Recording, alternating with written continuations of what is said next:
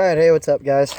We got ourselves a set of 13 sights, right? From Hanley Strategic. They're actually pretty good sights. I like them. Got something a little over 1,000 rounds on these sights themselves, and we're going to show you guys what's going on as far as just some time stuff here. I got a timer set to 1.5 seconds par time. It's a lot of air as far as the timer is concerned.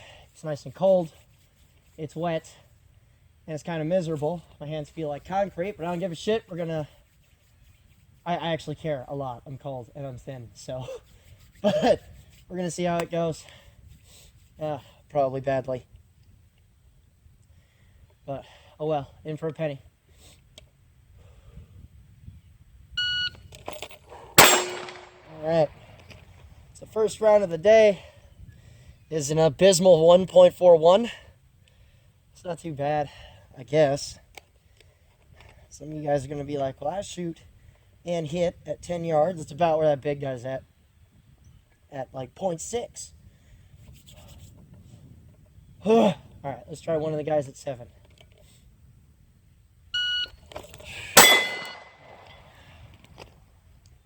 So, not the best hit ever. 1.24.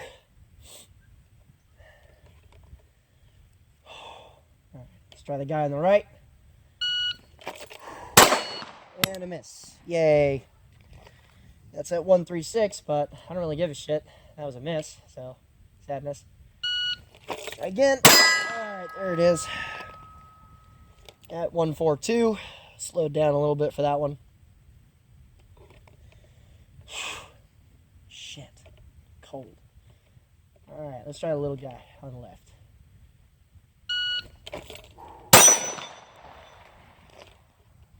Got him at 1.44. All right, let's go back to the big guy. Make myself feel better. How about that?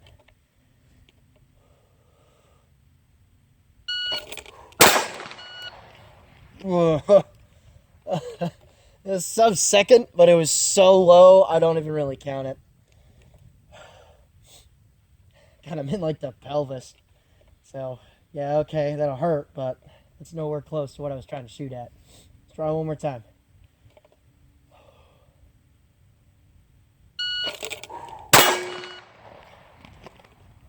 There you go. Reasonable hit at 1.15. Okay, cool. So, enough of this single shot business.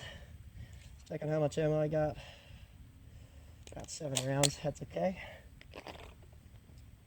Let's go ahead and go for 2 rounds.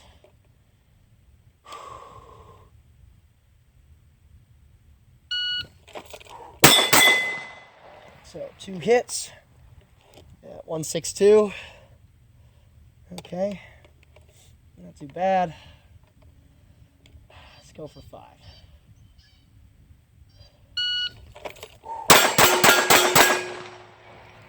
All right, so 5 hits, 1. Holy shit, that one was high.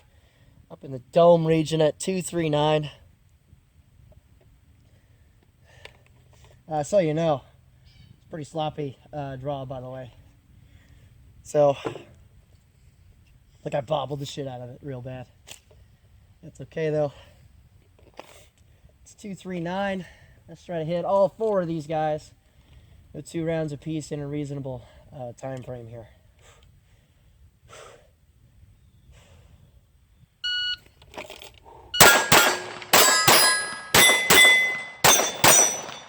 So 2 hits apiece at 5 seconds. It's 8 rounds, 5 seconds on 4 separate targets, spaced out pretty good. Not too bad. Let's try to run 5 on the disc to the left here.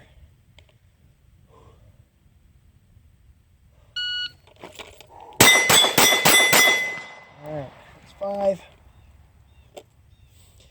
257. Let's try to plate on the right. I have 3 rounds left, so let's try to get those 3 on that plate over there.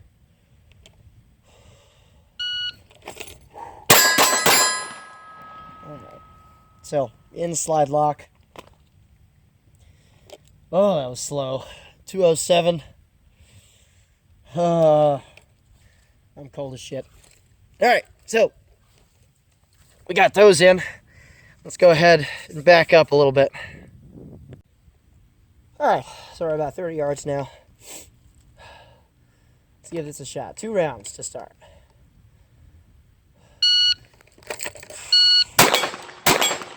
So, 2 rounds on a sloppy draw. 265 at 30. Let's try 3 this time.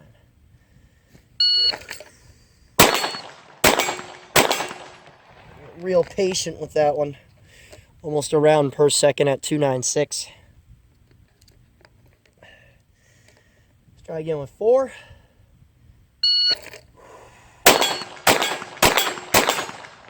Four in there. A little bit faster as far as cadence of fire and stuff at 311.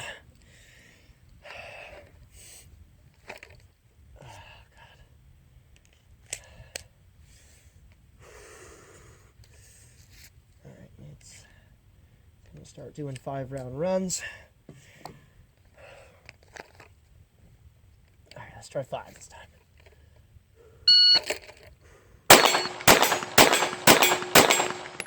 5 rounds. 3, 4, 8. 30 yards. Let's do it again.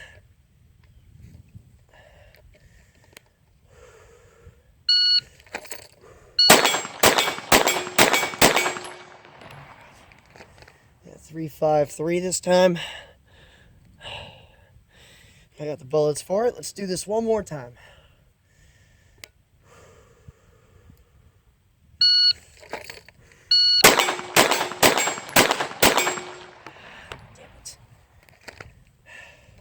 Slower and with a miss. Check that out. Man. Jesus Christ. Let's see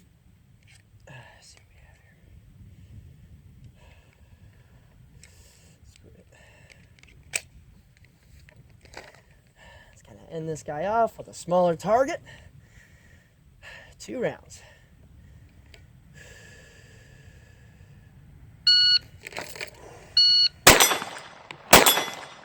So, 2 rounds, little disc, 307, not too bad, ugh, not too good.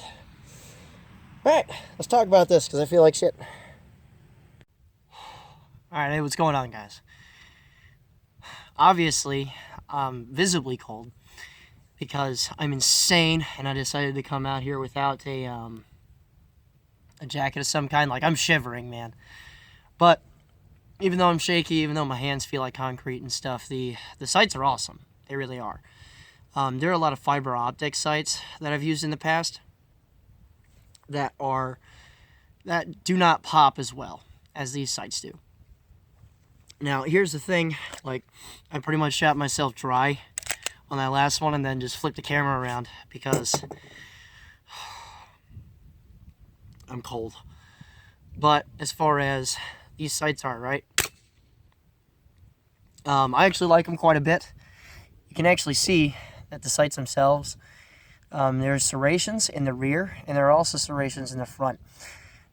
Now, the rear sight is leaned forward. I get a lot of questions about that. The rear sight is leaned forward with the serrations, mostly so that the light difference that the rear sight collects, as well as the front, is so much so that even if they're blacked out and even if you have a lot of obscurity going on downrange, they pop anyway.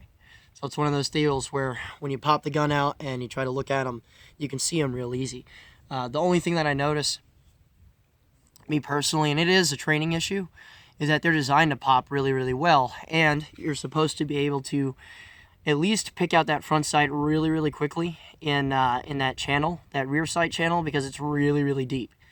The only thing that I notice that begins to happen at greater distances is that I'll come out of there so fast and I'll want to place the shot so fast that the sights are not lined up all the way, and I'll take the shot and I'll miss. And God, you guys can hear it, man. I am cold as shit, right? So that's the thing, is that it is a training issue for sure.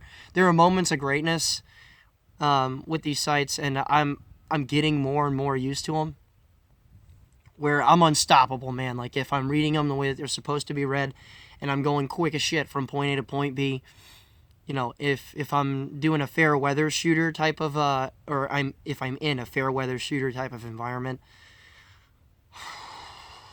like, it's really, really hard to miss, in all honesty. It's really, really hard to screw things up. You know, so, and it's one of those deals that, like, it's the difference from being used to iron sights on a rifle and then going to a red dot.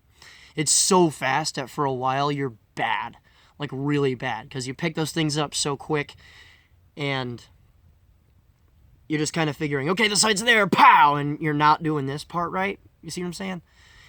So it's one of those things where the more I shoot them, the more I like them.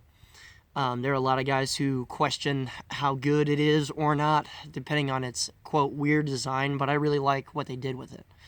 Mostly because Haley is really, really into the science of how your eyes work and with shooting and all of that stuff.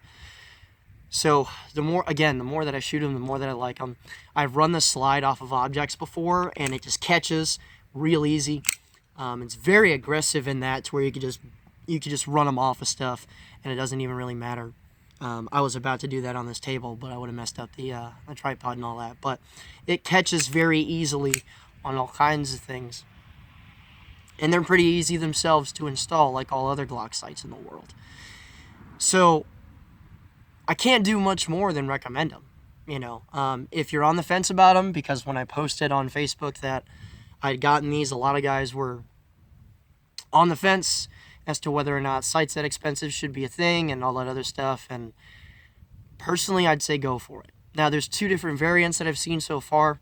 One with tritium in the front sight only, and one with tritium in the front and rear sight. The reason why I didn't go with the tritium in the rear is that I'm not a fan personally of like 3-dot setups, and that's what that really is.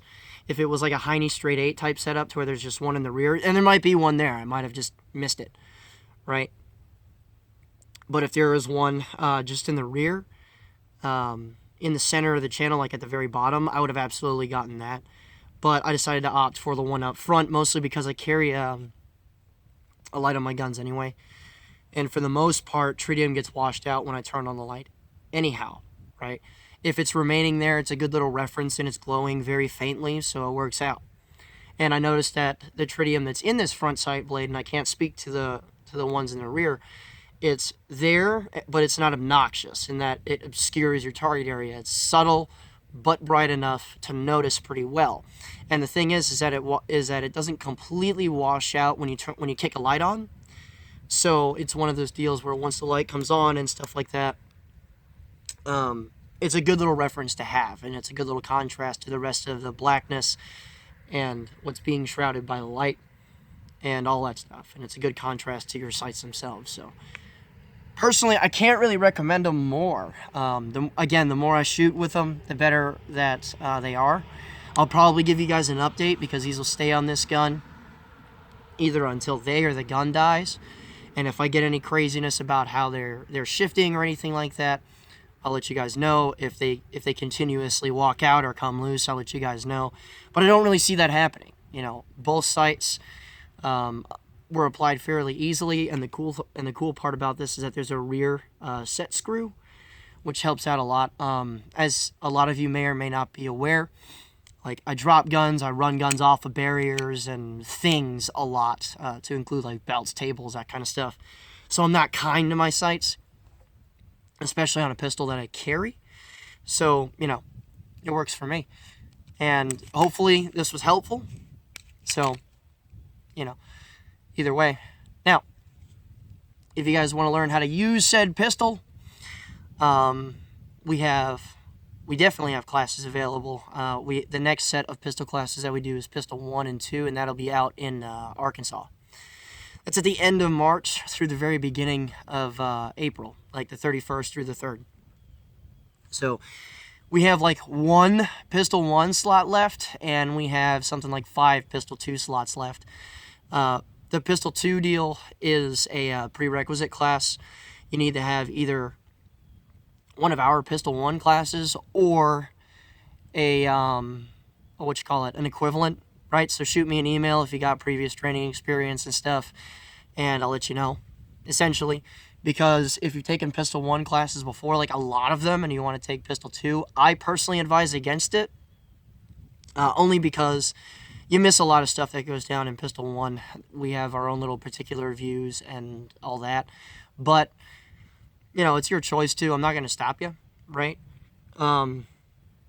Especially if you had a lot of experience at this kind of stuff before. We acknowledge that, the vast majority of the training industry is, it teaches essentially the same stuff. The only real differences being, hey, this viewpoint, that viewpoint, this piece of experience, that piece of experience. So we're not Nazis about the shit. But yeah, I mean, that's all it really is. If you want to support us through Patreon, that's great. I'm very thankful. I don't care what it is that you want to donate. If you want to donate a nickel one time, that's fine. It doesn't matter. But even though our training classes and stuff like that are pretty cheap, they're like $200 a class. For the freaks of nature out there that train all the time, I acknowledge how expensive that gets really fast. So we have a $35 a month program to where for as long as you're signed up with that, you could take as many courses as you want with us. There are a lot of guys that certainly abuse the shit out of that system, and that's what it's designed for. You're paying me the equivalent of a little over 2 classes a year for as much as your wallet can handle as far as ammunition and all that. So, if you want to support us there, that'd be great. If not, then that's cool, man. I'm not going to look down at you for not, So, and on the last note, before I get the hell out of here, because I am cold as shit, my feet are wet, and you could tell I'm shivering even in my speech. If you want to join the discussion on Facebook, you can absolutely do that. There's a lot of really smart guys there. A lot of really cool discussions going on a day-to-day basis. So, and every once in a while I stop in, offer an opinion or post something or be like, hey, here's a class picture from when we went to pick a place, right?